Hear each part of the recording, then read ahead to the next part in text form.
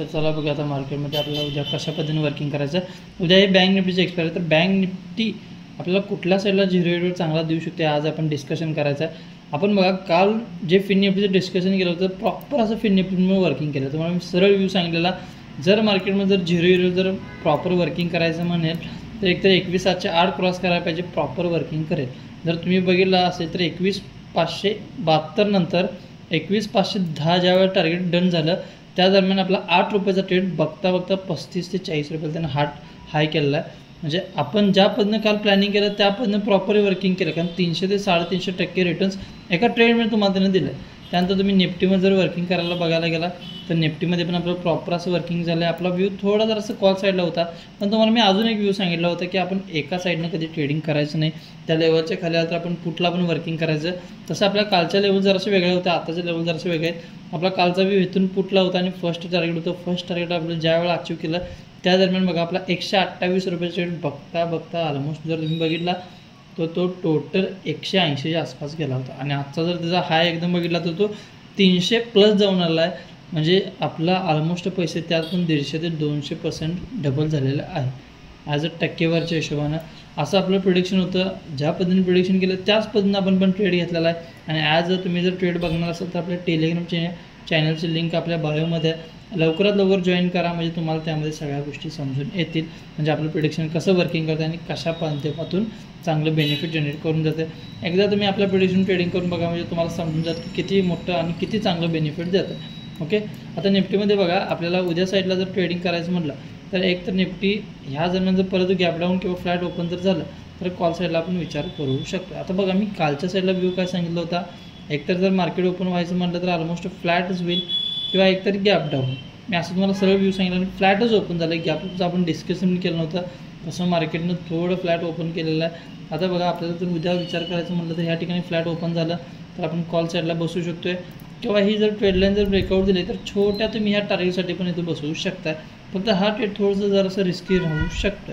Okay, एकतर ह्या दरम्यान जर परत मार्केट जाऊन जर रिव्हर्स येत असेल तर तुम्ही कुठला बसा, तुम्हाला टार्गेट हे येऊन जाईल आणि ह्याच लेवलच्या वरती कॉलला बसायचं. अन्यथा जर तुम्हाला लेवल जर क्रॉस केली तर 22,203 नंतर तुम्ही 22,087 ह्या लेवलसाठी थांबणार आहात किंवा ह्या टार्गेटसाठी तुम्ही आता वेट करणार आहात. आता जे खालचं जे टार्गेट आहे ते 22,087 येणार आहे आणि ते आपल्याला टार्गेट दिसून येऊ शकते. त्याच्या जर तुम्ही खाली गेला तर जे टार्गेट येईल हे उद्या मी तुम्हाला लाईव्हमध्ये मेन्शन करून सांगेन की ह्याच्या खाली गेलं तर कुठे पण जाऊ शकते. पण 22,087 उद्या इथं मार्केट येऊ शकेल असं आपल्याला वाटतं आहे. ह्याच्या खाली जाणं जर असं अशक्य वाटतं. ओके, त्यानंतर आपण बँक निफ्टी बघूया, कारण बँक निफ्टी उद्या एक्सपायर आहे आणि बँक निफ्टीला आपल्याला कुठल्या साईडला चांगली मुवमेंट सापडून येऊ शकते आपण बघूया.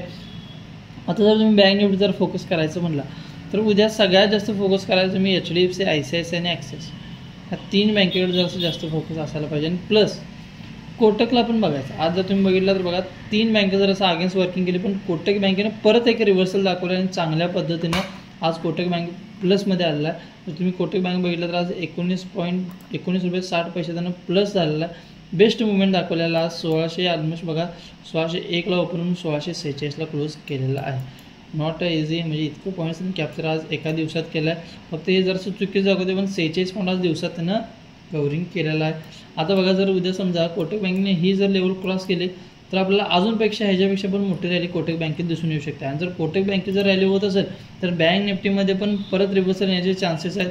आज कोटक बँकेने बरेच ट्राईंग केलं की बँक निफ्टीला उठून घ्यायचं, पण बँक निफ्टीने त्या लेवलला त्या कोटकला इम्पॉर्टन्स दिलेले नाहीत. कारण कोटक बँकेची एक न्यूज चालू होती त्यामुळं कोटक बँकेवर जास्त एफर्ट्स दिला नाही. पण उद्या जर कोटक बँकेनं परत जर त्याला रिव्हर्सल दिली किंवा परत जर कॉल साईडला कन्वर्ट केले तर आपल्याला बँक निफ्टी पण कन्वर्ट करायला पाहिजे. एक दिवस अवॉइड केलं म्हणजे उद्या पण अवॉइड करते असं काही नाही.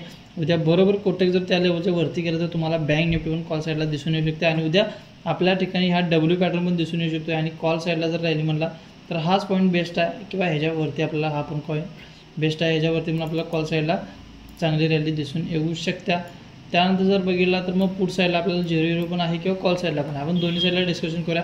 पण ह्याच्या खाली जर आला तर पुटला परफेक्ट असं वर्किंग करा. कॉलला जरासं शक्यता कमी आहे, पण पुटला जर ह्या झोनच्या खाली आलं असेल तर तुम्हाला 0 हे ट्रेड चांगला आणि प्रॉपर असं वर्किंग करणारं दिसून येऊ शकतं. ओके, दुसरी गोष्ट अशी की आपण रोज स्टॉक्सचं पण आपण अनालाइज करतो आणि ते स्टॉक्स कुठून कुठे जाणार ह्याचं पण आपण अनालाइसिस आपल्या ग्रुपवर टाकत राहतो आहे. जर तुम्ही ग्रुपला आपल्या जॉईन नसाल तर ग्रुपला जॉईन करा. त्यामुळे तुम्हाला आपलं ट्रेड वगैरे या सगळ्या गोष्टी दिसून येतील. ॲज आपण जो आज ट्रेड आयडेंटिफाय केला होता, म्हणजे जे आपण स्टॉक्स बघितलं होतं त्यास परफेक्ट आज स्टॉकनं ते वर्किंग केलं आहे. ॲज आपण जसं प्रिडिक्शन करतो तसं मार्केटनं पण प्रॉपर असं वर्किंग करते म्हणजे करते. जसं आज तुम्हाला मी ह्या डिसिजन सांगितलं की ह्या झोनच्या खाली पुटला आपल्याला चांगली मुवमेंट दिसेल, किंवा ह्या साईडला जर पुटला तुम्ही विचार केला तर चांगला आणि बेस्ट झिरो ट्रेड तुम्हाला चांगलं दिसून येऊ शकतं आहे. हे पण त्या दरम्यान पॉसिबल आहे. फक्त आपण झिरो ट्रेडसाठी वाट बघायची आहे. 2 मिनटं आपला व्हॉट्सअप ओपन झालं की तुम्हाला ते ट्रेड आणि ते आपण स्टॉक्स पण तुम्हाला दाखवून देतो, म्हणजे आपला ॲक्युरन्सी तुम्हाला समजून जाईल. ऑलवेज तुम्ही मला फॉलो करता, तुम्हाला ॲक्युरन्सी आपली कल्पना आहेच की कशा पद्धतीने वर्किंग करते. 1 मिनिट तुम्हाला ह्या व्हॉट्सअपला वाटलं तर दाखवून देतो. हा किंवा हा व्हॉट्सअप आपल्याला लगेच ओपन होऊन जाईल. त्यामध्ये आपल्याला लगेच समजून जाईल की आपला ॲक्युरन्सी कशा आहे, कशा माध्यमातून ते वर्किंग करते.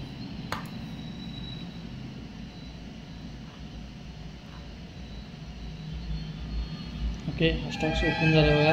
आपला जो मेन ग्रुप आहे किंवा हा प्रीमियम ग्रुप जर तुम्ही बघितला तर ह्या प्रीमियम ग्रुपला पण आपण तिथं सजेस्ट करत राहतो की आपण कसं वर्किंग होतं. आता बघा टाटा मोटर्स मी पुट साईडला दिला होता.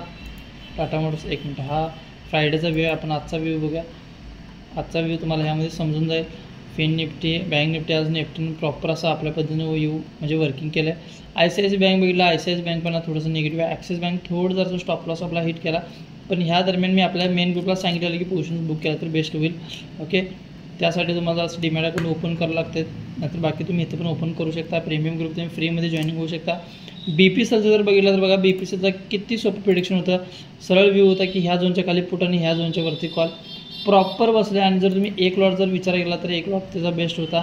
आणि एका लॉटच्या हिशोबाने जर त्याचं प्रॉफिट जर तुम्ही कॅल्क्युलेट करायला गेला तर ऑलमोस्ट 4000च्या वरती आपलं प्रॉफिट 1 लॉट त्याचं रनिंग होत आहे. दुसरी गोष्ट जर तुम्ही बघितला तर निफ्टीनं प्रॉपर वर्किंग केलेच.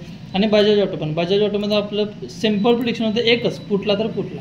असं नाही की इकडं पण कॉला बसा तिकडं पण बसा, अशा काही गोष्टी नाहीत. बजाज ऑटोनं पण आपलं प्रॉपर त्यानं टार्गेट डन केलं आहे बघा, ज्या पद्धतीने मी सांगितलं त्या पद्धतीनं.